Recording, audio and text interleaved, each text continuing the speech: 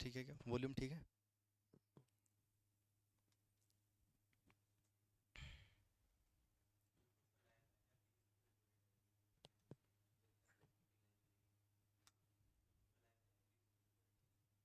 और उसमें उससे बताओ इसकी पीडीएफ कहाँ जाएगी? इसी वाले बैच में, आईबी वाले में। हाँ भाई, जय हिंद, राम राम, सत श्री अकाल भाई सभी को। एक बार सारे बच्चे बताएंगे एम आई ऑडिबल और नॉट, मेरी आवाज़ आप लोगों तक पहुंच पाई या नहीं। उसके बाद स्टार्ट कर लेते हैं। आज आईबी के लिए पहली क्लास है हमारी। तो वैसे तो इंट्रोडक्शन क्लास होनी चाहिए थी, लेकिन इंट्रोडक्शन बहुत सारा हो चुका है। पहले एक मॉक टेस्ट जो आपको कराया था, वो मॉक टेस्ट आपने देख लिया होगा, वहाँ से बहुत अच्छे से आपने उस वहाँ से कवर की होगी चीज़ें।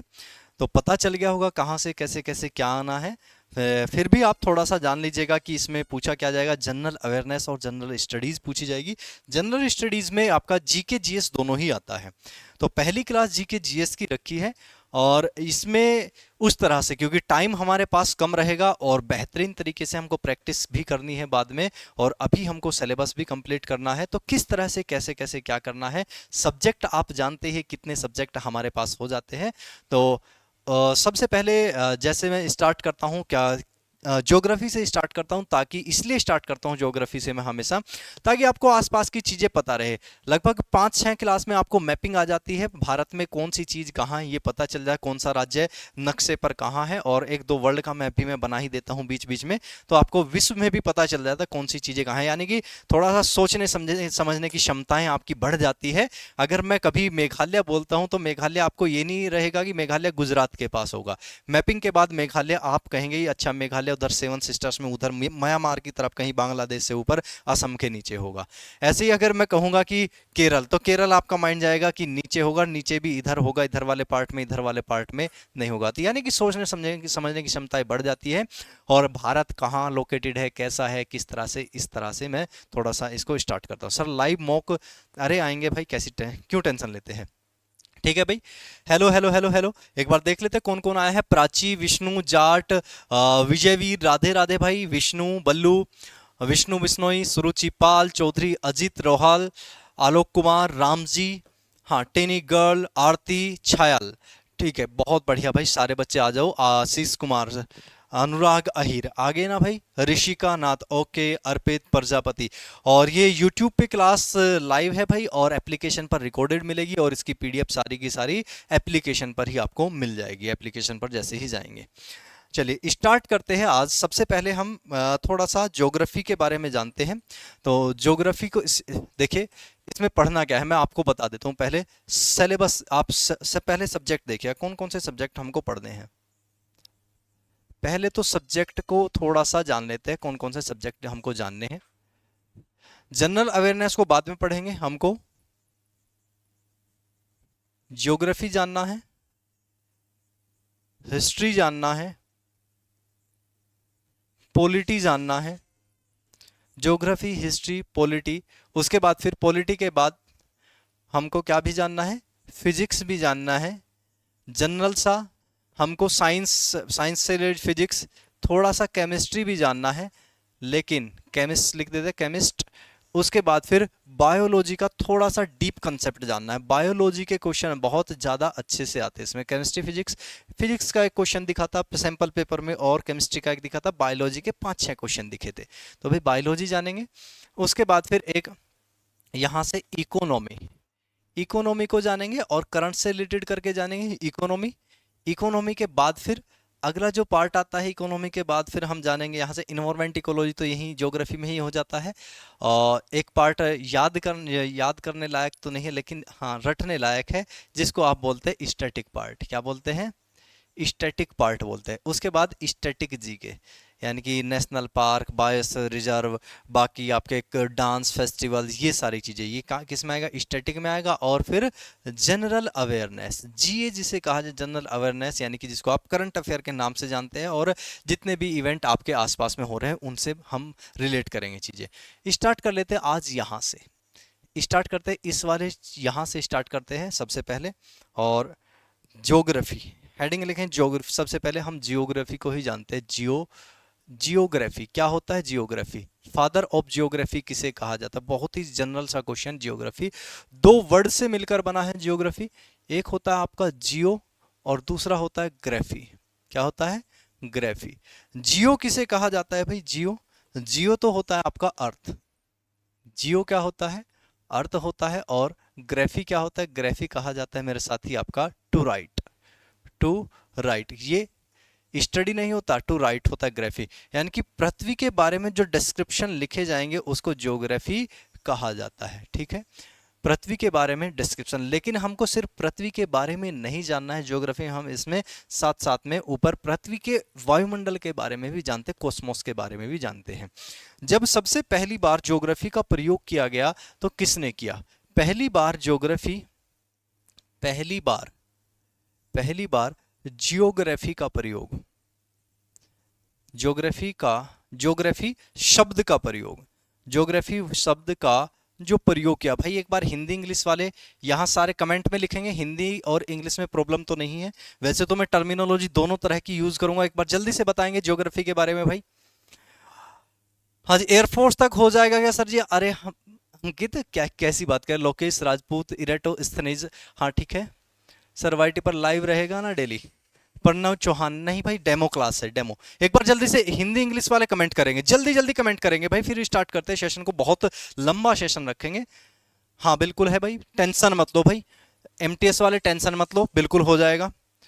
गुड मॉर्निंग भाई, good morning, good morning Rahul. No problem, ठीक है चलिए, नो प्रॉब्लम। ज्योग्राफी शब्द का प्रयोग किसने किया? एक किसी बच्चे ने लिखा भी भाई, इनका नाम था इरेटो, इरेटोस्थनीज, इरेटोस्थनीज। तो इरेटोस्थनीज ने पहली बार ज्योग्राफी शब्द का प्रयोग किया और इरेटोस्थनीज के द्वारा बुक लिखी गई। इनकी बुक का नाम क्या था? बुक का नाम ही जियोग्राफिया था, जियोग्राफिया। बुक का नाम जियोग्राफिया था और इसी से क्या आया है? यहीं से वर्ड लिया गया है geography. To write description about earth, इसका मतलब था ज्योग्राफी। और इरेटोस्थनीज को ही क्या कहा जाता है? फादर ऑफ एंशियंट ज्योग्राफी कहा जाता है, father of ancient, ancient geography कहा जाता है। सबसे पहली बार जब ज्योग्राफी इन्होंने बताया तो ज्योग्राफी में इन्होंने क्या बताया? अर्थ की परिधि के बारे में बताया था, अर्थ की सरकमफ्रेंसेस बताई थी। और इस ज्योग्राफिया बुक में इन्होंने सबसे पहले जो अब प्रेजेंट में हम पढ़ते हैं ना ये वाला पार्ट की, ये क्या है हमारा? लॉन्गिट्यूड लैटिट्यूड है। यानी कि ये वर्टिकल लाइंस और ये आपकी हॉरिजॉन्टल लाइंस है। ये आपका लैटिट्यूड का है, ये लॉन्गिट्यूड, इनके बारे में बताया था। इनसे इन्होंने ग्रिड सिस्टम बनाया था। क्या बनाया था? Grid system. इस बुक में क्या लिखा था? ज्योग्राफिया में ग्रिड सिस्टम था। साथ साथ में ग्रिड सिस्टम किससे बनता है? लॉन्गिट्यूड से, लॉन्गिट्यूड एंड लैटिट्यूड। लैटिट्यूड सबसे पहली बार किसी ने अगर इनके बारे में बताया, काल्पनिक रेखाएं हैं, तो इन्होंने ज्योग्राफिया में बताया था। आज का चैप्टर भी हम क्या रखेंगे? लॉन्गिट्यूड एंड लैटिट्यूड यहीं से स्टार्ट करें ताकि हमको पता चले अर्थ पर कौन कौन सी लाइंस मार्क की गई है और अर्थ पर भारत की स्थिति क्या है। तो इरेटोस्थनीज को फादर ऑफ एंशिएंट ज्योग्राफी कहा जाता है। उसके बाद फिर एक साइंटिस्ट को नोट करके लिखेंगे, नोट करके लिखेंगे आप, Alexander von Humboldt, Alexander von Humboldt. Alexander von Humboldt आगे आते हैं तो अपनी बुक लिखते हैं, बुक का नाम था, यहां से कम इन कम इन, अलेक्जेंडर वॉन हम्बोल्ट की बुक का नाम था भाई यहां से कॉस्मोस। क्या नाम था? कॉस्मोस। और कॉस्मोस बुक के लिए इन्हें क्या कहा जाता है? फादर ऑफ मॉडर्न ज्योग्राफी कहा जाता है, modern geography, father of modern geography. तो फादर ऑफ मॉडर्न ज्योग्राफी और फादर ऑफ एंशिएंट ज्योग्राफी दोनों याद रखने हैं।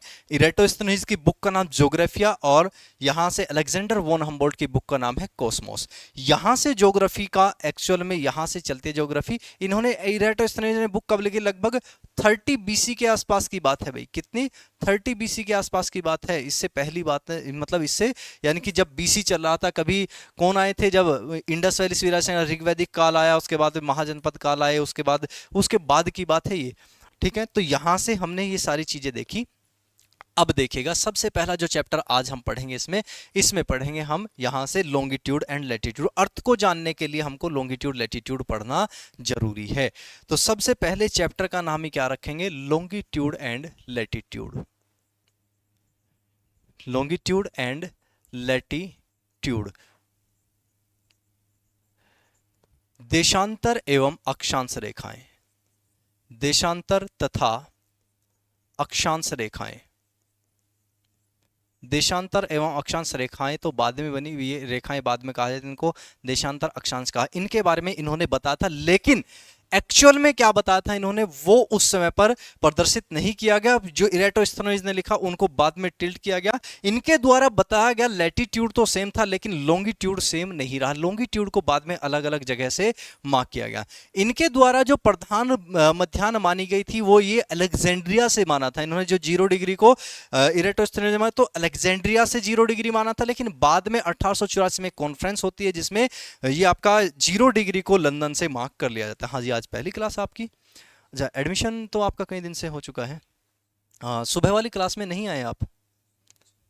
वाई ग्रुप में, वाई ग्रुप 8 बजे से थी। 2 दिन तो 5 बजे ली गई है आपकी क्लास, लेकिन वैसे 8 बजे से ही होती है। 8 बजे ही लो, क्योंकि सुबह के टाइम आ ही जाते हैं सभी, शाम के टाइम फिर बारिश वारिश होती है तो नहीं आ पाते आज। कोई बात नहीं, आपको शेड्यूल मैं बता दूंगा आराम से क्लास के बाद। चलिए, तो ये तो वाई ग्रुप की क्लास नहीं, ये आईबी सिक्योरिटी क्लास है, आप आराम से बैठ के ले सकते हैं, कोई दिक्कत नहीं है। देशांतर एवं अक्षांश रेखाएं। देशांतर एवं अक्षांश रेखाएं पढ़ने के लिए हमको इस तरह से एक तरफ देशांतर के लिए मार्क करेंगे, बनाएंगे, और दूसरी तरफ यहां से अक्षांश को बनाएंगे। इस तरफ एक इस तरह से मार्क करते हैं कि ये क्या है हमारी, ये मान लीजिएगा अर्थ का एक प्रोटोटाइप है, ग्लोब है, यानी कि पृथ्वी है हमारी। दूसरी तरफ भी पृथ्वी, दोनों में अक्षांश और देशांतर में पहले तो डिफरेंस देखेगा, उसके बाद 1 बाय 1 करके जान लेंगे हाथ से। और सारे बच्चे भाई, जिस तरह से मैं पढ़ाता हूँ, मैं पीपीटी से नहीं पढ़ाता हूँ, बहुत ही कम पीपीटी का यूज़ करता हूँ। जब ज़्यादा ही डिमांड होती है तब पीपीटी का यूज़ करो, अदरवाइज मैं हाथ से लिख के ही पढ़ाऊंगा। कभी किसी के माइंड में सर पीपीटी पीपीटी, भाई पीपीटी बिल्कुल नहीं लेके आऊँगा। पॉइंट टू पॉइंट चीज़ें बताऊँगा, हाथ से एक एक चीज़ को क्लियर करूँगा, और आप भी हाथ से ही लिखेंगे। और अगर मेरी क्लास में बैठे हैं किसी भी क्लास में, तो भाई पेन पेपर का यूज़ जरूर करें। अगर पेन पेपर का यूज़ नहीं करते, बैठ के ऐसे दिमाग से देखते हैं, आप देखते हैं, हालांकि आधी चीजें आपको जब मैं हाथ से पढ़ाऊंगा तो यही याद हो जाएगी, ये मेरी गारंटी है। याद होंगी नहीं होंगी वो आप क्लास के बाद देख सकते हैं। क्लास के बाद एक चीज कर लेना, बस 1-2 घंटे बाद थोड़ा सा आंखें बंद करके ये सोच लेना कि सर ने आज क्या पढ़ा था, कैसा कैसा डायग्राम बनाया था, और उसमें कौन कौन सी चीजें बताई थी। लगभग 50% चीजें यहीं याद हो जाएंगी। और अगर आपने साथ साथ हैंड रिटन नोट्स तो बना लिए मेरे साथ, या बाद में बना लिए एक बार ये चीजें रूमिनेशन करने के बाद आंखें बंद करके, तो फिर 100% चीजें याद हो जाएंगी। उसमें भूलने के चांस 7 दिनों तक, अगर 7-8 दिनों तक आपने कोई रिविजन नहीं किया तो कुछ चीजें, आधी चीजें भूल जाएंगे। अगर 7 दिनों तक वीकली रिविजन आप कर रहे हैं, उसके बाद फिर आप मंथली रिवीजन करें, तो आप बिल्कुल भी कोई चीज नहीं भूलेंगे, ये मेरी गारंटी है।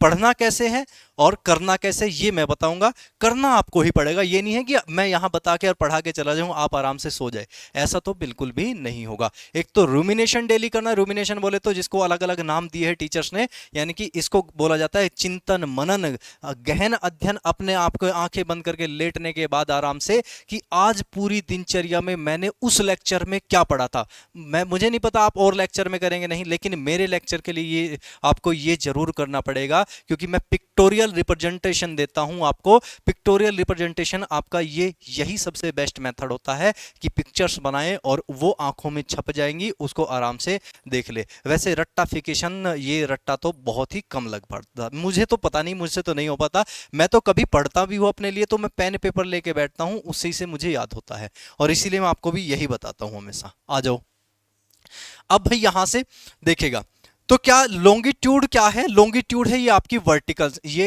इधर की तरफ क्या है, ये लॉन्गिट्यूड है, और इधर की तरफ क्या है, ये लैटिट्यूड है। उधर अक्षांश, इधर देशांतर, इन्हें क्या कहा जाता है, ये वर्टिकल लाइंस है। कैसी है, वर्टिकल लाइन।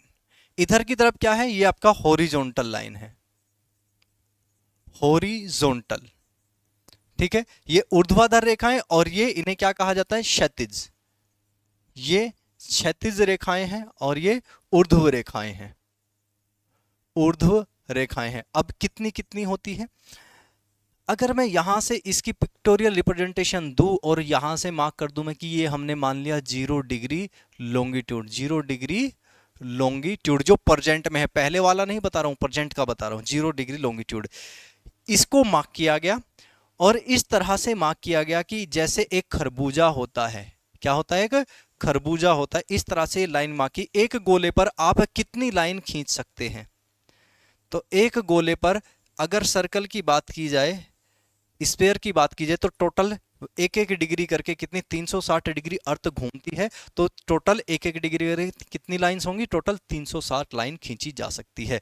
तो अगर पूछा जाए टोटल लॉन्गिट्यूड कितने होंगे, टोटल लॉन्गिट्यूड कितने होंगे, तो 360। कितने होंगे? 360। ये कैसी है? Vertical line. फिर क्वेश्चन यहां से पूछा जाता है कि यहां पर दोनों ये लॉन्गिट्यूड, ये 90 डिग्री नॉर्थ पोल अर्थ का और ये 90 डिग्री क्या होता है? साउथ पोल होता है पृथ्वी का, पृथ्वी का नॉर्थ पोल साउथ पोल। अब यहां पर क्या होता है? दोनों आपस में एक दूसरे को इंटरसेक्ट करते हैं। तो क्वेश्चन बनता है 90 डिग्री 90 डिग्री नॉर्थ और 90 डिग्री साउथ, ये दोनों ऐसी जगह है जहां पर प्रत्येक एवरी लॉन्गिट्यूड, प्रत्येक लॉन्गिट्यूड यानी कि प्रत्येक क्या होगा? देशांतर, देशांतर, every longitude intersect each other, intersect each other, प्रत्येक एक दूसरे को काटता है। ईच है, प्रत्येक देशांतर इंटर एक दूसरे को काटता है। जब ये काटता है तो यानी कि दो चीजें यहां से पास करती है, तो इनके बीच में डिस्टेंस पूछी जाती है। डिस्टेंस कितनी होगी यहां पर? 0 डिग्री, यानी कि 0 किलोमीटर। और सबसे ज्यादा डिस्टेंस कहां पाई जाती है? पृथ्वी पर, यहां पाई जाती है, यानी कि भूमध्य रेखा पर। तो क्वेश्चन बनता है एक ये यहां से कि सबसे ज्यादा लॉन्गिट्यूड के देशांतर की सबसे अधिक दूरी कहां होती है? यहां होती है, और सबसे कम दूरी यहां होती है। ये क्या है? 0 डिग्री लैटिट्यूड है, 0 डिग्री लैटिट्यूड इसे कहा। ये वाली रेखाएं कैसी है? ये हॉरिजॉन्टल लाइन लैटिट्यूड कहलाती है। तो सबसे कम दूरी, सबसे कम दूरी, दो देशांतर के बीच की सबसे कम दूरी कहां होगी? पोल पर, पोल पर। और सबसे ज्यादा दूरी पूछेगा तो सबसे ज्यादा दूरी इक्वेटर, इक्वेटर बोले तो भूमध्य रेखा पर। अब जब भूमध्य रेखा पर होगी, पूछा जाता है तो भूमध्य रेखा पर दूरी कितनी? यहां तो हमने मान लिया पोल पर कितनी है? 0 किलोमीटर है, लेकिन यहां पर कितनी है? तो यहां पर 111.3 किलोमीटर हो जाती है। यहां देखिएगा, ये वाली इस वाली दूरी की बात चल रही है, यहां से यहां तक 111.3 किलोमीटर की दूरी है। फिर एक क्वेश्चन बनता है, इस डिस्टेंस को नाम क्या, डिस्टेंस को या फिर इस कंप्लीट एरिया को नाम क्या दिया जाता है? ये अगर मैं मार्क करूं, ये वाला रीजन, ये पूरा का पूरा एरिया मैं मार्क कर दूं यहां से यहां तक का, यानी कि दो देशांतर के बीच का जो एरिया है, इसे क्या कहा जाता है? दो देशांतर के बीच के एरिया को, तो इसे कहा जाता है भाई गोरे। किस नाम से जाना जाता है? GORE। व्हाइट नहीं होता है, ऐसे लिखा जाता है हिंदी में भी और इंग्लिश में भी, गोरे। ठीक है, गोरे। अब इसके लिए एक बात आती है, जनरली प्रेजेंट में जो, ये तो मैंने बता दिया कि इस तरह से लॉन्गिट्यूड पाया जाता है, देशांतर रेखाएं, लेकिन देशांतर रेखाओं को कब मार्क किया गया था? तो इसके लिए एक कॉन्फ्रेंस रखी गई, एक मीटिंग बुलाई गई 1884 में। कब? 1884 में मीटिंग बुलाई गई थी। कहां बुलाई गई थी मीटिंग? ये वाशिंगटन DC में। तो उसके बारे में आगे लिखेंगे, तभी इसको मार्क किया गया था। 0 डिग्री को कहां से मार्क किया गया, उसके बारे में नेक्स्ट पेज पर लिखें। अब थोड़ा सा लैटिट्यूड के बारे में इधर जानते हैं। ये 90 डिग्री नॉर्थ और ये 90 डिग्री साउथ। अब ये तो एक दूसरे को इंटरसेक्ट करते हैं, लेकिन अगर आप आलू आपके हाथ में है या फिर खरबूजा आपके हाथ में है, आप इस तरह से काटेंगे तो एक दूसरे को क्या करेंगे? इंटरसेक्ट करेंगे लाइन, और आप ऐसे स्लाइस करते चले। चिप्स देखे, चिप्स, क्या आलू के चिप्स एक दूसरे को कहीं इंटरसेक्ट करते? नहीं ना, ऊपर से एक एक स्लाइस ऐसे हो जाएगा। तो लैटिट्यूड कहीं भी एक दूसरे को इंटरसेक्ट नहीं करता है, कहीं भी इंटरसेक्ट नहीं करता, याद रखेंगे। और टोटल लैटिट्यूड कितने हो सकते हैं? तो यहां पर सबसे पहले तो मार्क किया गया 0 डिग्री लैटिट्यूड, 0 डिग्री लैटिट्यूड। तो 0 डिग्री लैटिट्यूड हमने मार्क किया। बचपन से आप कौन पढ़ते हैं? चंदा पढ़ते हैं। एक एक डिग्री पर ऊपर की तरफ जाएंगे इस तरह से, यहां से ये वाला, ये क्या होती है? एंगुलर डिस्टेंस होती है। क्या होती है? Angular distance. इस तरह से हम ऊपर की तरफ जाएंगे तो एक एक डिग्री को मार्क करते जाएंगे, डैश डैश डैश डैश, यहां तक पहुंचते तो ऊपर क्या ये कितने डिग्री का एंगल आता है? 90 डिग्री का। तो 90 डिग्री पर कितने टोटल लेटीट्यूड हो जाएंगे? तो 1 से लेकर 90 तक तो 90। तो टोटल लाइंस 90 ऊपर और 90 नीचे, और बीच में एक ये वाली बात आती है। तो टोटल लेटीट्यूड कितने हुए? Total latitude 181। 90 और 90 कैसे आएगा? 90 प्लस 90 और प्लस 1। 1 कौन सी? 0 डिग्री। 0 डिग्री से 90 ऊपर है और 90 नीचे है। बात याद रहेगी। ये क्या है? यहां से लेटीट्यूड, टोटल लेटीट्यूड देख लिए जैसे टोटल लॉन्गिट्यूड देखे थे। अब क्या एक दूसरे को कहीं इंटरसेक्ट करते? एक भी ये लेटीट्यूड एक दूसरे को कहीं इंटरसेक्ट नहीं करता, ये भी बात याद रखनी है। सबसे बड़ा लेटीट्यूड कौन सा है? तो 0 डिग्री लेटीट्यूड सबसे बड़ा लेटीट्यूड है। तो यहां से क्वेश्चन बनता है सबसे बड़ा अक्षांश, सबसे बड़ा अक्षांश, सबसे बड़ा लेटीट्यूड कौन सा है? तो ये भूमध्य रेखा। भूमध्य रेखा को कहा जाता है इंग्लिश में, क्या कहा जाता है भाई इंग्लिश में? इसको इक्वेटर कहा जाता है। और सबसे छोटा, फिर क्या आएगा? सबसे छोटा अक्षांश कौन सा होगा? तो सबसे छोटा अक्षांश होगा ये 90 डिग्री। 90 degree, correct. अब जैसे यहां से क्वेश्चन पढ़ा, हमने यहां बनाया कि यहां डिस्टेंस देख ली, तो यहां भी तो जब एक एक डिग्री पर हम लाइन मार्क करते, ये तो मैंने आपको ग्रिड बना के दिखाया, लेकिन अगर मैं मार्क करूं तो इस तरह से कुछ हमको ये लाइंस दिखाई देती है। ये मान लीजिए 1 डिग्री, उसके बाद फिर आगे 2 डिग्री, यहां से भी मार्क करूं तो इस तरह से जाएगी। 1 डिग्री ये हुई, उसके बाद 1 डिग्री ये हुई, इस तरह से जाएंगी। तो यहां इनके बीच की डिस्टेंस कितनी होती है? 2 लैटिट्यूड के बीच की डिस्टेंस कितनी होती है? तो 2 लैटिट्यूड के बीच की डिस्टेंस लिखेंगे। 2 अक्षांशों के मध्य, अक्षांशों के मध्य दूरी पूछता है, तो 2 अक्षांशों के मध्य की दूरी 111.2 किलोमीटर हो जाती है। ठीक है, और ये डिस्टेंस यहां से यहां तक कंटिन्यू हर एक अक्षांश के बीच में बराबर होगी, जबकि इधर की तरफ देशांतरों के बीच की दूरी सिर्फ इक्वेटर पर मैक्सिमम थी और पोल पर 0 किलोमीटर हो गई थी। लेकिन यहां हर अक्षांश के बीच में 1-1 डिग्री का डिफरेंस आता जाएगा, और ये एक दूसरे को कहीं नहीं काटते हैं। और ये लाइन कैसी है? क्योंकि ये कैसी है? पैरेलल लाइन है, एक दूसरे के पैरेलल लाइन ये कहलाती है, एक दूसरे के पैरेलल लाइंस कहलाती है। पैरेलल क्या होता है? समांतर रेखाएं हैं। कैसी रेखाएं? ये समांतर रेखाएं। समांतर रेखा, इसी वजह से जब समांतर होगी तो क्या एक दूसरे को इंटरसेक्ट करेगी? बिल्कुल भी नहीं करेगी। ठीक है भाई, तो ये क्या था? अक्षांश, और ये क्या था? देशांतर। अब अक्षांश और देशांतर में थोड़ी थोड़ी सी बातें, और ये तो हमने जान लिया अक्षांश देशांतर के बारे में। अगर मैं आपको देशांतर और अक्षांश में एक छोटी सी बात और ऐड करके बताऊं कि ये तो ऊपर की तरफ अगर हम जाते हैं तो ये तो पॉइंट मार्क कर लिया हमने अक्षांश, क्या ये लाइन है? ये लाइन है, ये तो अक्षांश है। टोटल अक्षांश तो कितने हैं? 181 है, लेकिन ये अक्षांश नहीं, ये यहां पर क्या आ जाता है? पॉइंट आ जाता है। क्या ये लाइन है? ये लाइन नहीं बन पाती है। इसलिए अगर कभी क्वेश्चन आ जाए रेखाएं, अक्षांश रेखाएं, अक्षांश पूछेगा तो क्वेश्चन जाएगा, यहां आंसर जाएगा 181, और पूछेगा कुल अक्षांश रेखाएं कितनी है, तो रेखाएं हो जाती है 179। 179 होने का रीजन क्या है? 179 होने का रीजन, क्योंकि ये भी एक पॉइंट और ये भी, इसको अक्षांश तो कहा जाएगा लेकिन पॉइंट को लाइन नहीं कह सकते हम, इस वजह से ये कितनी होगी? 179 रेखाएं होंगी। अब यहां से इसको लॉन्गिट्यूड को जानते हैं, लॉन्गिट्यूड को आगे बढ़ा है नेक्स्ट स्लाइड पर। लॉन्गिट्यूड इसी तरह से हम इसको सेपरेट करते हैं, लॉन्गिट्यूड की बातें इधर, लैटिट्यूड की बातें इधर। अब देशांतर से क्या क्वेश्चन बनता है? यहां 1884 में, चलिए कंप्लीट 13 अप्रैल, कब की बात है भाई? 13 अप्रैल 1884, 1884 में वॉशिंगटन डीसी, कहां भाई? वॉशिंगटन। वॉशिंगटन डीसी कहां है? वॉशिंगटन डीसी यूएसए, यूएसए में डीसी में एक बैठक में 0 डिग्री लॉन्गिट्यूड को तय किया गया कि कहां से इस लॉन्गिट्यूड 0 डिग्री लॉन्गिट्यूड को मार्क करना है। जब इसको मार्क किया गया तो कहां से किया गया? तय किया गया 0 डिग्री लॉन्गिट्यूड को तय किया गया कि ये कहां से होगा? वेधशाला से। कहां से? वेधशाला। वेधशाला, और वेधशाला कहाँ है? वेधशाला है लंदन में, वेधशाला है लंदन में। और लंदन कहाँ है? लंदन है इंग्लैंड में, इंग्लैंड यानी कि ब्रिटेन में।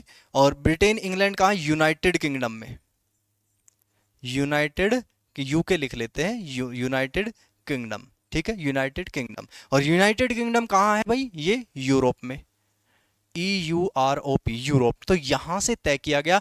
और वेधशाला से अंदर भी एक पार्ट पड़ता है, एक्चुअल पार्ट, तो उसे कहा जाता है ग्रीनविच। क्या कहा जाता है? ग्रीनविच। तो ग्रीनविच से इसको, सबसे जो मेन पार्ट आता है ग्रीनविच, ग्रीनविच से इसको मार्क किया गया था, ठीक है।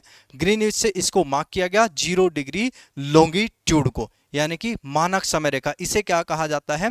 अंतरराष्ट्रीय, इंटरनेशनल टाइमलाइन, अंतरराष्ट्रीय, अंतरराष्ट्रीय समय रेखा है। अंतरराष्ट्रीय समय रेखा किसे कहा जाता है भाई? अंतरराष्ट्रीय समय रेखा 0 डिग्री लॉन्गिट्यूड को कहा जाता है, लॉन्गिट्यूड को कहा जाता है। इसे ही क्या नाम दिया जाए? इसे ही कहा Greenwich mean timeline, GMT line कहा जाता है। हिंदी में बोला जाता है प्रधान मध्याह्न रेखा, प्रधान मध्याह्न रेखा के नाम से जाना जाता है। क्या ये बात आपको बिल्कुल करेक्ट एग्जैक्टली याद रहेगी भाई? ये वाली बात सिंपल सी बात है। तो कब मार्क किया गया? 1884 में मार्क किया गया। कहां से? ये आपका लंदन, ग्रीनविच से, एक्चुअल में ग्रीनविच, वेधशाला, लंदन, इंग्लैंड, यूके, यूरोप, कुछ भी नाम पूछ ले, यहां से इसको मार्क किया गया था। ये इतने सारे नाम बता दिए मैंने वेरिएशन करके, ठीक है। और इसे GMT कहा जाता है। अब GMT पर 0 डिग्री है, तो GMT को हम कैसे बनाते हैं? बाकी कहां कहां से ये गुजरती है?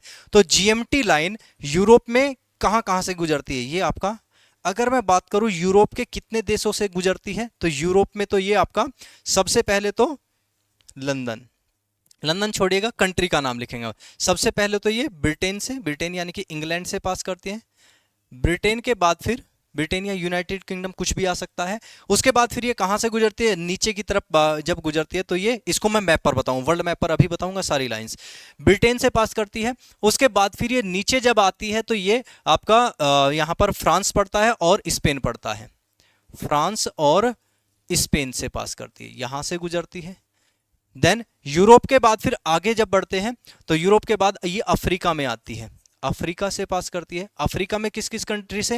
ये आपका अल्जीरिया, अल्जीरिया, अल्जीरिया के बाद फिर माली, माली के बाद फिर टोगो, टोगो के बाद फिर घाना, GHANA, घाना। और घाना के बाद फिर Burkina Faso, Burkina Faso, Burkina Faso से। और उसके बाद फिर ये एंटार्क्टिका, एंटार्क्टिका में कितने कंट्री? कोई कंट्री नहीं है, एंटार्क्टिका कॉन्टिनेंट से पास करते हैं। 3 कॉन्टिनेंट से पास करती है। यूरोप कॉन्टिनेंट, यूरोप के कंट्री 3 होंगे, अफ्रीका कॉन्टिनेंट, अफ्रीका के 5 कंट्री, और बाद में एंटार्क्टिका से ये पास करते हैं। नाम क्या है इसका? Greenwich mean timeline. पूरे विश्व की जो सेंटर माना गया समय का, यहां से 0 माना जाएगा। इसके इधर की तरफ टाइम पॉजिटिव, इसके इधर की तरफ टाइम नेगेटिव। तो कौन सी लाइन थी? GMT line. कब? 1884 में इसको मार्क किया गया, ठीक। चलिए अब इधर की तरफ आते हैं थोड़ा सा, जैसे इसके बारे में थोड़ी सी बातें हमने जान ली, कहां से कहां से गुजरती है, ऐसे ही हम 0 ये मार्क करते हैं इधर की तरफ। कौन कौन सी रेखाएं यहां पढ़ी जाती है? इधर की तरफ जो लाइंस पढ़ी जाती है, मैं इस तरह से मार्क करता हूं, ये आपका अक्षांश में, ये इधर अक्षांश पढ़ रहे हैं। तो अक्षांश में जो मुख्य लाइंस हैं हमसे पूछी जाती है एग्जाम में, एक तो इसको कहा जाता है इक्वेटर। इक्वेटर, इक्वेटर क्या है भाई? इक्वेटर क्या है? इक्वेटर है भूमध्य रेखा, यानी कि 0 डिग्री लैटिट्यूड। ऐसी एक लाइन यहां से क्वेश्चन बनता है, इसमें ये पूछा जाता है 23.5 का, 23.5 डिग्री नॉर्थ लैटिट्यूड अगर होगा, तो इसे कहा जाता है ट्रॉपिक ऑफ कैंसर या फिर कर्क रेखा, कर्क रेखा। एक यहां से क्वेश्चन। फिर ऐसे ही 23.5 डिग्री साउथ में जैसे ही हम पहुंचते हैं 23.5 डिग्री साउथ, दक्षिण की ओर जाते हैं हेमिस्फीयर में, तो यहां देखने को मिलती है हमको मकर रेखा, मकर रेखा। किस आधार पर इनको तय किया गया? इनको तय किया गया, नाम दिया गया सन की स्थिति, सनलाइट कहां कहां तक जाती है। डायरेक्ट सनलाइट यहां तक और यहां तक होती है, 21 जून को यहां, 22 दिसंबर को यहां, इसके बाहर डायरेक्ट सनलाइट नहीं जाती, तो उसके आधार पर कर्क रेखा और मकर रेखा बनाई गई है। तो यहां से क्वेश्चन बनते हैं इन लैटिट्यूड से। ये लैटिट्यूड कितने देशों से पास करता है, ये लैटिट्यूड कहां से, ये लैटिट्यूड कहां से पास करता है। तो ये अक्षांश के बारे में हमको थोड़ी सी बातें जाननी है। ठीक है भाई, अक्षांश के बारे में। तो पहले हम किसको देख लेते हैं यहां से, ये आपका 0 डिग्री लॉन्गिट्यूड तो हमने देख लिया। 0 डिग्री लॉन्गिट्यूड के बाद फिर यहां पर लॉन्गिट्यूड में एक लाइन आती है आईडीएल, इंटरनेशनल डेट लाइन। तो इनको हम मार्क करते हैं, इसी तरह से मैं बना देता हूं फिर से, एक तरफ लॉन्गिट्यूड एक तरफ लैटिट्यूड। इसी पेज पर सारी बातें पढ़ते जाएंगे। जैसे पहले हम जीएमटी को पढ़ते हैं। किसको पढ़ते हैं? GMT, Greenwich mean timeline, GMT. तो जीएमटी को पढ़ने के लिए हमको ऐसे याद करना होगा कि कहां कहां से गुजरते जीएमटी, ये तो देख लिया, ये 0 डिग्री लॉन्गिट्यूड है। मर्केटर प्रोजेक्शन बना लो आप किसका, मेरे साथ साथ इस तरह से जीएमटी से। बाकी और क्वेश्चन क्या बनेंगे, यहां से 0 डिग्री हमने मार्क कर लिया, 0 डिग्री लॉन्गिट्यूड होगा भाई। अब यहां से अगर हम इधर की तरफ जाएंगे तो ये हमको क्या दिखाई देता है, यहां पर ये आपका एशिया, एशिया कॉन्टिनेंट दिखाई देता है और ऑस्ट्रेलिया कॉन्टिनेंट दिखाई देता है, ऑस्ट्रेलिया। और इधर के 0 डिग्री से हम इधर की तरफ जाते हैं तो हमको नॉर्थ अमेरिका दिखाई देता है, और दूसरा क्या दिखाई देता है, साउथ अमेरिका, नॉर्थ अमेरिका और साउथ अमेरिका, साउथ अमेरिका। तो यहां 0 डिग्री लॉन्गिट्यूड से जब भी हम इधर की तरफ जाएंगे, इधर की तरफ एशिया की तरफ आएंगे, यानी कि जहां पर हमारा भारत है, हम भारत की तरफ आएंगे, तो हमेशा टाइम क्या होता है, याद रखेंगे, टाइम हमेशा पॉजिटिव होगा। क्या होगा, टाइम पॉजिटिव होगा, आगे होगा। क्या होगा, टाइम इस तरह से लिखेंगे, आगे होगा या फिर पॉजिटिव होगा। जैसे ही हम 0 डिग्री से इधर की तरफ जाते हैं तो टाइम क्या होता है, टाइम नेगेटिव होता है, टाइम नेगेटिव बोले तो पीछे होगा। अब इसको सिंपल सा एग्जांपल, क्या प्रेजेंट में भारत में कितने बजे हैं, भारत में अभी क्या टाइम हो रहा है, 9:30 बजे है, भारत में 9:30 बजे। तो ये अभी 0 डिग्री पर क्या होगा, 9:30, यहाँ 9:30 बजे, तो 5.5 घंटे का डिफरेंस आता है, तो 5.5 घंटे पीछे होगा। अब 9:30 से पीछे जाएंगे 5.5 घंटे, यानी कि यूरोप में अभी सुबह हो रही होगी, यहाँ तो 9:30 बज गए, वहां पर अभी क्या हो रहा, अभी ब्रह्म मुहूर्त चल रहा होगा। लगभग कितने घंटे आएंगे, 9:30 से पीछे की तरफ जाएंगे तो लगभग 3:30 के 2-3 के आसपास, तो 2 लगभग 2 बज रहे होंगे, तो वहां पर लगभग अभी क्या बज रहे होंगे, 2 बज रहे होंगे, इस तरह से 2 या 3 जो भी आएगा। और यहां पर अगर हम नॉर्थ अमेरिका की बात करें, नॉर्थ अमेरिका में भी क्या समय होगा, वहां पर और कम समय होगा, और कम समय होगा। ठीक है, तो इधर की तरफ टाइम नेगेटिव, इधर की तरफ जाते हैं टाइम पॉजिटिव। ऐसे ही एक लॉन्गिट्यूड लाइन पूछी जाती है जिसको कहा जाता है इंटरनेशनल डेट लाइन।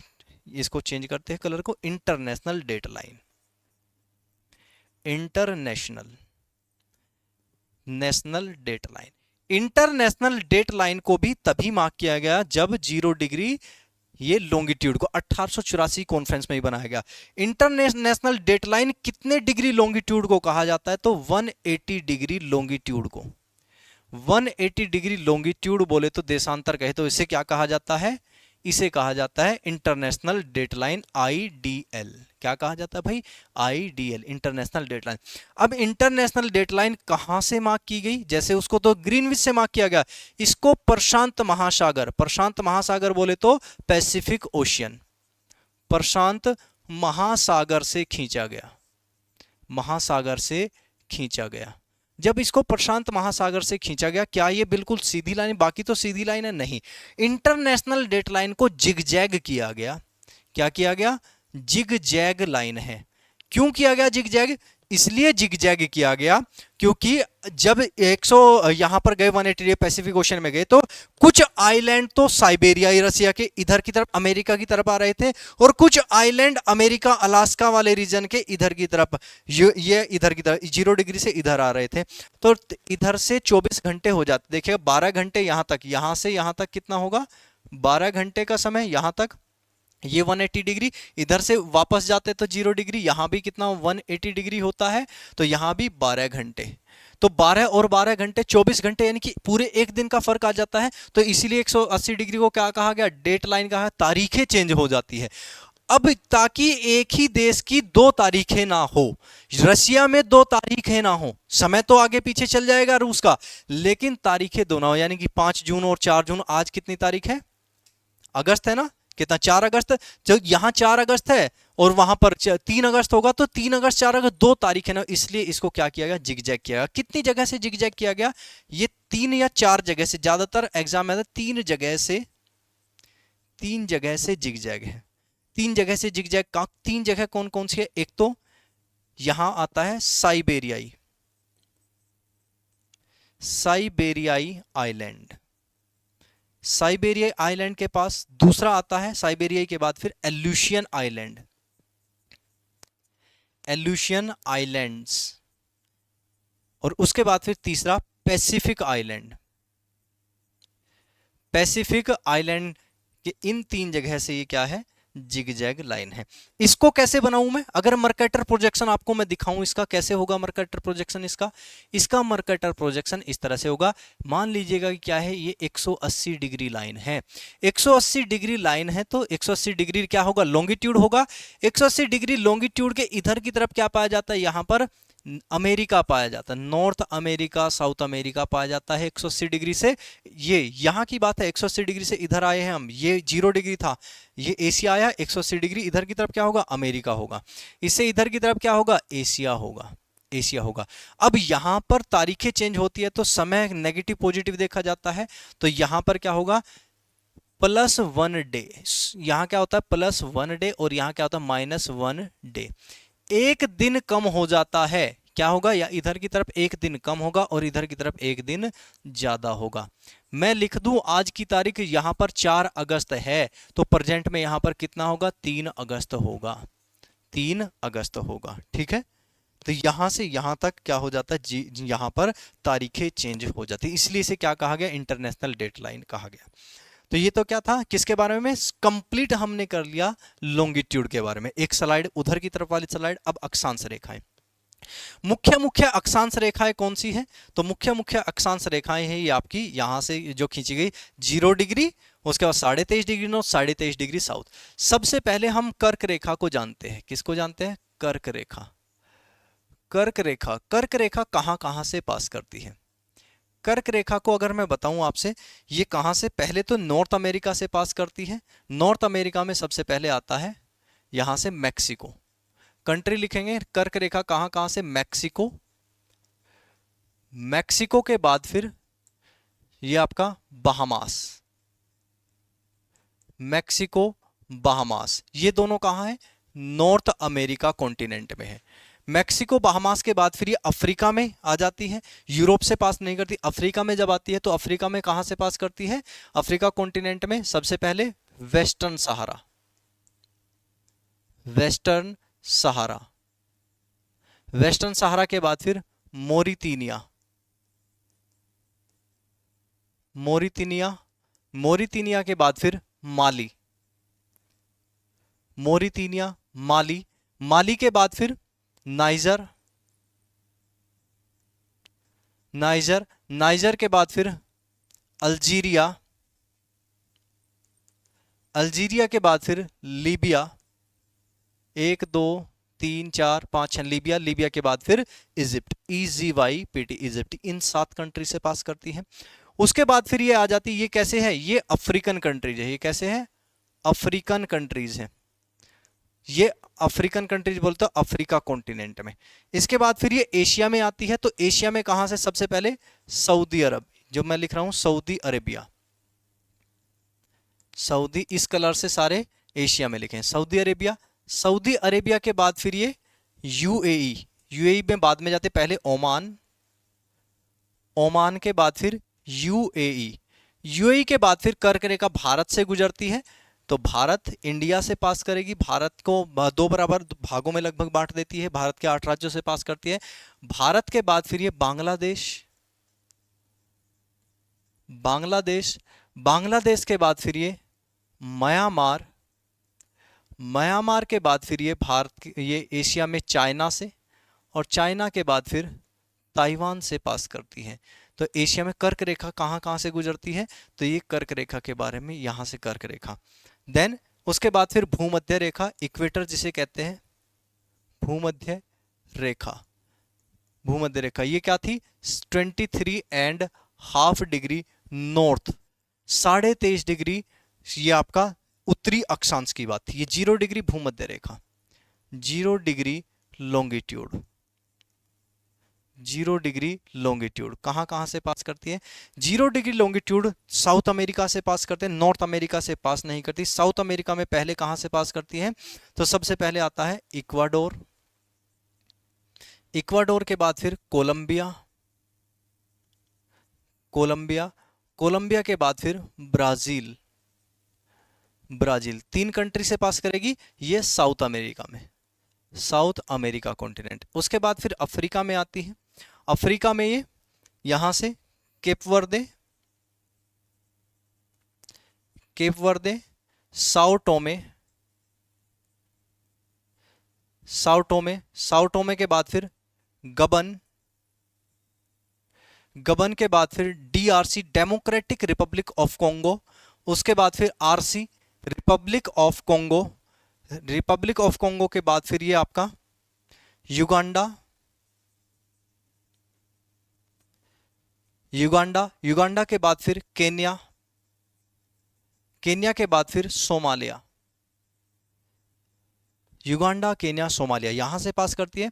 उसके बाद फिर ये एशिया में आ जाती है। देन एशिया में, एशिया में कहां कहां से पास करती है? ये इक्वेटर, इक्वेटर भारत के नीचे से पास करती है, तो वहां पर पाया जाता है इंडोनेशिया। क्या पाया जाता है? इंडोनेशिया। भारत में ये, भारत में नहीं सॉरी, एशिया के ये इंडोनेशिया से पास करते हैं। इंडोनेशिया के बाद फिर आगे एक कंट्री और है, ये आपका ईस्ट तिमोर वगैरह से पास करते हैं, बस इंडोनेशिया ही पूछा जाता है। देन अब बात करते हैं हम किसके बारे में? कर्क रेखा के बाद भूमध्य रेखा, फिर आती है भूमध्य रेखा, भूमध्य रेखा। भूमध्य रेखा कहां कहां से पास करती है? तो भूमध्य रेखा पास करती है, सॉरी भूमध्य तो हो गया ना, ये मकर, नीचे कौन सी आएगी? मकर रेखा। और मकर रेखा को क्या कहा जाता है? 23.5 degree south latitude, 23.5 degree south latitude है, दक्षिणी अक्षांश है। तो ये कहां से पास करेगी? पहले तो ये साउथ अमेरिका में। साउथ अमेरिका में कौन कौन से कंट्री आते हैं? सबसे पहले आता है चिली, चाइल जिसे लिखा जाता है चिली। चिली के बाद फिर आगे आते हैं तो यहां पर ये आपका अर्जेंटीना, अर्जेंटीना, अर्जेंटीना के बाद फिर पोर्तुगल, अरे पोर्तुगल नहीं, पैराग्वे, पोर्तुगल तो यूरोप में, पैराग्वे, पैराग्वे, पैराग्वे के बाद, पैराग्वे के बाद फिर ये कहां जाती है? पैराग्वे के बाद आगे कंट्री जो आता है ब्राजील, ब्राजील। साउथ अमेरिका के 4 देशों से पास करते हैं। उसके बाद फिर ये अफ्रीका में जाती है। अफ्रीका के कौन कौन से कंट्री से पास करेगी? अफ्रीकन कंट्री से, अफ्रीका में सबसे पहले आता है नामीबिया। कौन सा आता है? नामीबिया। नामीबिया के बाद फिर Botswana, Botswana, Namibia, Botswana. Botswana के बाद फिर South Africa, South Africa, AB de Villiers जानते हैं, AB de Villiers, South Africa. South Africa के बाद फिर मोजाम्बिक, मोजाम्बिक, और मोजाम्बिक के बाद फिर मेडागास्कर, मेडागास्कर। इन कंट्री से पास करते हैं। उसके बाद फिर ये पास करती है अगला जो कॉन्टिनेंट, ऑस्ट्रेलिया। ये एशिया से पास करती ही नहीं है, ऑस्ट्रेलिया से पास करती है। ठीक है भाई, तो ये कहां कहां से गुजरती है? कर्क रेखा कहां कहां से गुजरती है? इंटरनेशनल डेट लाइन और साथ साथ में आपका इंटरनेशनल ये आपका टाइम लाइन। तो ये छोटी छोटी सी बातें। सर मैं ये कोर्स भाई, ओके ठीक है, कोमल वर्मा, साउथ अफ्रीका, ठीक है भाई। तो ये क्या था, इसके बारे में छोटी छोटी सी जनरल सी बातें हमने की है, हमने छोटी छोटी सी बातें की। अब अगर मैं आपसे पूछ लूं कि सबसे बड़ा लैटिट्यूड कौन सा होगा, सबसे बड़ा लॉन्गिट्यूड तो सारे समान होते हैं, लेकिन लैटिट्यूड, सबसे बड़ा लैटिट्यूड अगर किसी को कहा जाता है तो वो 0 डिग्री इक्वेटर को। ये कॉपी करेंगे, सारे कॉपी कर लेंगे, और कॉपी करने के बाद फिर एक रिप्रेजेंटेशन दूंगा मैं आपको। यहां से मैं बता देता हूं, ये सबसे बड़ा लैटिट्यूड लिखा है, सबसे बड़ा अक्षांश भूमध्य रेखा, हाँ 0 डिग्री लिख लिया है आपने, ठीक है। इसको कॉपी करेंगे, थम्सअप करेंगे, उसके बाद आगे बढ़ जाते हैं। एबी डिविलियर्स, गोपाल सिंह, ऋषभ राठौर, पूजा चौधरी, सर हाँ हाँ बिल्कुल भाई बिल्कुल, मैं तो सबको सारी चीजें बताता हूं, लेकिन इसमें जो अलग चीजें होंगी वो भी बताऊंगा, जनरल अवेयरनेस। ठीक है, कोई दिक्कत तो नहीं है भाई, अब तक तो कोई दिक्कत नहीं है। आ जाओ, अब एक पिक्टोरियल रिप्रेजेंटेशन देखते हैं वर्ल्ड मैप पर इसकी। पूजा इंजीनियरिंग इंजीनियर बाबू हो गया, ठीक है भाई, आ जाओ भाई। ये बातें होने के बाद एक वर्ल्ड मैप की पिक्टोरियल रिप्रेजेंटेशन देखते हैं और उस पर ये सारी लाइन मार्क करते हैं। वर्ल्ड मैप को हम बनाते हैं यहां से, नॉर्थ अमेरिका से स्टार्ट करते हैं। ये लीजिएगा, ये रहा अपना north America, one by one मेरे साथ साथ बनाएंगे, सारे देश भी याद हो जाएंगे आपको। नॉर्थ अमेरिका में यहां ऊपर की तरफ क्या होगा, ये आपका अलास्का, ऊपर की तरफ यहां कनाडा पाया जाता है। कनाडा के इधर की तरफ आते हैं तो यहां देखने को मिलता है हमको, यहां से हडसन की खाड़ी, Hudson bay, then New York USA आ जाता है, 49 पैरेलल आती है। उसके बाद फिर यहां से गल्फ ऑफ मैक्सिको, मैक्सिको की खाड़ी। देन इसके बाद जब हम इधर की ओर कैलिफोर्निया यहां देखने को मिलता है, उसके बाद से कैलिफोर्निया से ये पार्ट ऐसे टिल्ट हो जाता है और ये बन जाता है हमारा north America continent. North America के नीचे जब पिक्टोरियल रिप्रेजेंटेशन दी जाती है तो इधर देखने को मिलता है हमको साउथ अमेरिका कॉन्टिनेंट है।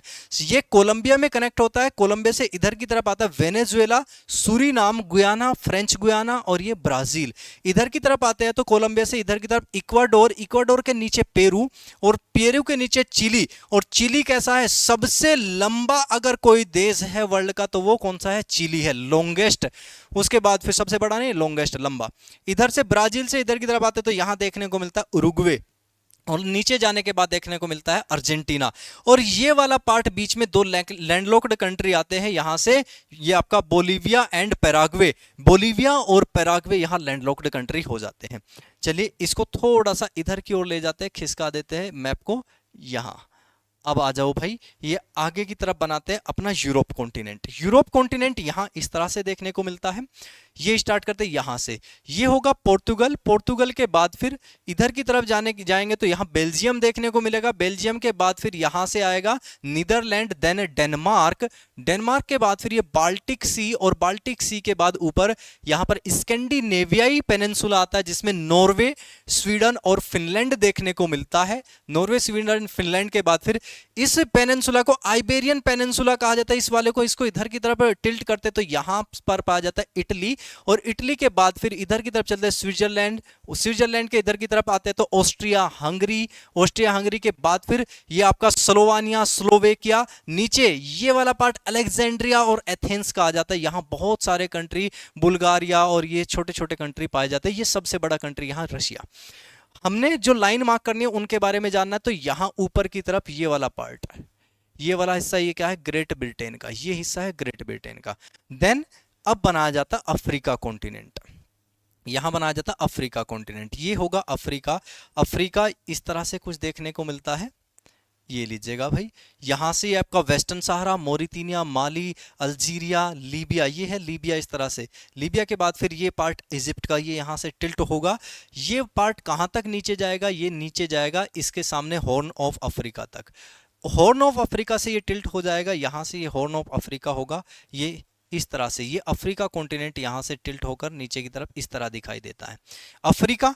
फिर आता है एशिया कॉन्टिनेंट, अपना प्यारा एशिया कॉन्टिनेंट, ये रेड सी, ये मेडिटेरेनियन सी, यहां से ये इजराइल जॉर्डन का बॉर्डर, ये सऊदी अरेबिया, सऊदी अरेबिया के बाद फिर यहां से ये आपका यूएई इधर की तरफ आएगा, ये यमन का पार्ट, यमन के बाद फिर ये ओमान का पार्ट, यमन के बाद फिर इधर की तरफ आते हैं तो ये ओमान, यहां से देखने को मिलता है यूएई, यूएई के बाद फिर यहां पर कतर, बहरीन, कतर, बहरीन के बाद फिर यहां से पर्शियन गल्फ, पर्शियन गल्फ के बाद इधर की तरफ पाकिस्तान, और नीचे जाएंगे तो यहां देखने अपना प्यारा सा इंडिया। अपने प्यारे इंडिया के इधर की तरफ आओ भाई, मेरे साथ साथ हाथ चलाना, मैप रेडी हो जाएगा।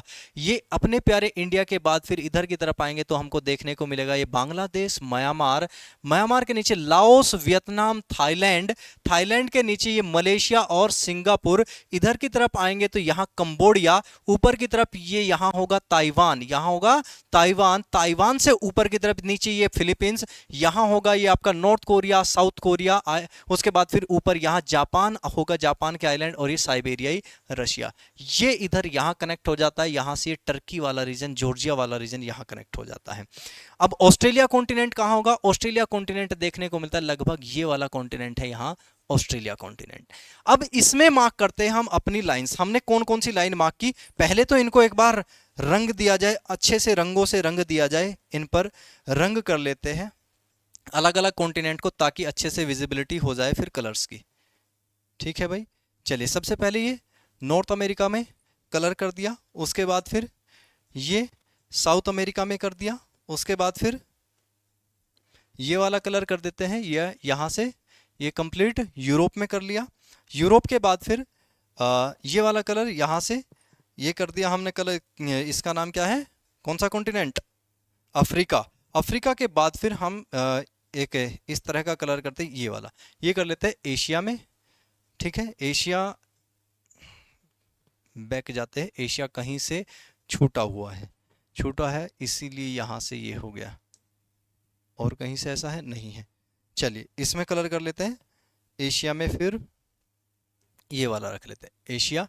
एशिया के बाद फिर ऑस्ट्रेलिया, ऑस्ट्रेलिया में कर लेते हैं ये वाला कलर।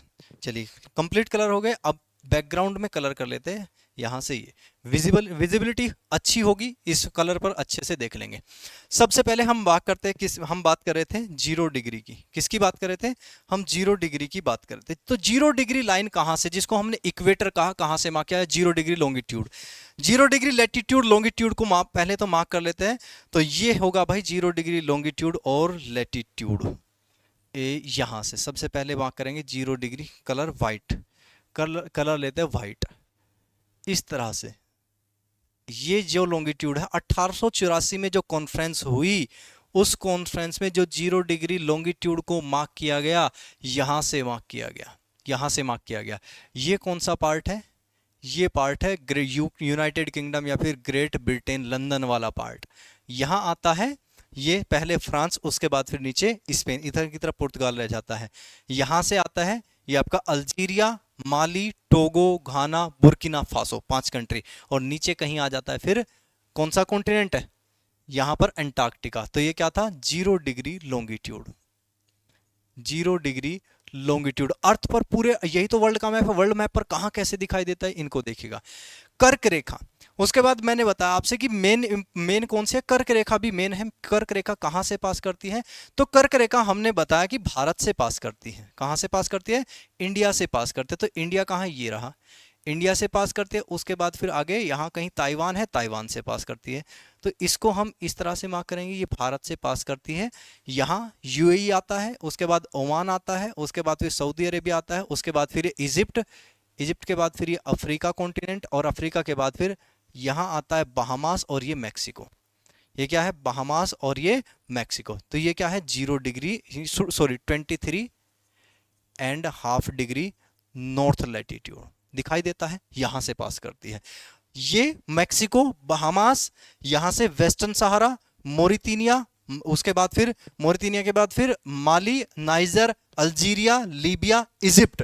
आगे जाने पर सऊदी अरेबिया, ओमान, ओमान के बाद फिर यहाँ से यूएई, यूएई के बाद फिर यहाँ से आपका इंडिया, बांग्लादेश, इंडिया के बाद फिर यहाँ नीचे बांग्लादेश होगा, म्यांमार, म्यांमार के बाद फिर आगे चाइना का पार्ट है, और ये पार्ट आ जाता है यहाँ से ताइवान का।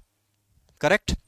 फिर हम बनाएंगे इक्वेटर। इक्वेटर कहाँ से पास करती है, इक्वेटर पास करते हैं यहाँ से, ये वाला हिस्सा है भाई इक्वेटर का। लगभग ये हिस्सा किसका है, इक्वेटर का है। यहां से देखने को मिलती है हमको इक्वेटर, ये है इक्वेटर, इस तरह से ये वाला हिस्सा इक्वेटर का दिखाई देता है। ठीक है, एग्जैक्ट बिल्कुल सीधी लाइन नहीं हो मार्क हो पाई, लेकिन लिखेंगे ये क्या है, इक्वेटर। अब इक्वेटर पर कौन कौन से कंट्री, सबसे पहले यहां पड़ता है जो कंट्री बताया मैंने, यह आपका इक्वाडोर। इक्वाडोर के इधर की तरफ कौन सा कंट्री आता है, यहां से कोलंबिया, कोलंबिया के बाद फिर आगे आता है ब्राजील, इक्वाडोर, कोलंबिया, ब्राजील। फिर ये वाला पॉइंट पूछा जाता है, मोस्ट इंपोर्टेंट पॉइंट ये बनता है भाई, ये वाला पॉइंट, ये अफ्रीका के जस्ट नीचे। तो कहा जाता है कि 0 डिग्री, यहां दिखेगा, विजिबल होगा, 0 डिग्री लॉन्गिट्यूड। कलर विजिबल है या नहीं ये बताओ एक बार तो, अदरवाइज मैं दूसरा लिखता हूं, 0 डिग्री लॉन्गिट्यूड, लॉन्गिट्यूड और 0 डिग्री लैटिट्यूड, लैटिट्यूड एक दूसरे को इस जगह पे काटते, इस जगह का नाम है को घाना की खाड़ी, घाना की खाड़ी, या फिर इसे क्या भी कहा जाता है, गिनी की खाड़ी। गिनी की खाड़ी में काटते हैं, खाड़ी में काटते हैं। ठीक है भाई, ये बात याद रहेगी। फिर हमने एक लाइन मार्क की यहां से। अब ये कंट्रीज देखे थे यहां से, केप वर्दे, साओ टोमे, उसके बाद फिर घाना, वो सॉरी गबन, गबन के बाद फिर DRC, RC democratic Republic of Congo, Congo, उसके बाद फिर युगांडा, केन्या, सोमालिया, सोमालिया ये वाला कंट्री सोमालिया। उसके बाद फिर यहां पाया जाता है इंडोनेशिया। ये क्या पाया जाता है, यहां पाया जाता है इंडोनेशिया का आइलैंड, इंडोनेशिया से पास करता है। देन फिर हमने बात की थी नीचे की तरफ, इससे नीचे कौन सी लाइन मार्क की, इसके नीचे लाइन मार्क की हमने यहां पर tropic of Capricorn, 23.5 degree north, ये तो 0 डिग्री लैटिट्यूड है, लैटिट्यूड। और ये क्या है, ये है आपका कर्क रेखा, कर्क रेखा। नीचे मकर रेखा कहां से पास करती है, सबसे पहले चिली से पास करती है, सबसे पहले कहां से, चिली से। चिली के बाद फिर आगे जाती है, तो यहां चिली के बाद आगे, आगे की तरफ दिखाया जाए चिली, अर्जेंटीना, पैराग्वे और ब्राजील का पार्ट नीचे तक, यहां तक है। ठीक है, ये है 23.5 डिग्री साउथ, जिसे कहा जाता है मकर रेखा, मकर रेखा। आगे कहां जाएगा, तो यहां से सबसे पहले नामीबिया, उसके बाद Botswana, South Africa, then Mozambique, और देन उसके बाद फिर ये आइलैंड कंट्री कौन सा, मेडागास्कर। मेडागास्कर के बाद फिर ये कहां से पास कर दिया, आगे ऑस्ट्रेलिया से पास करते हैं। ये थी आपकी पिक्टोरियल रिप्रेजेंटेशन ऑफ क्या है, अरे ठीक है, चलिए ये ऐसे ही रख लेते हैं।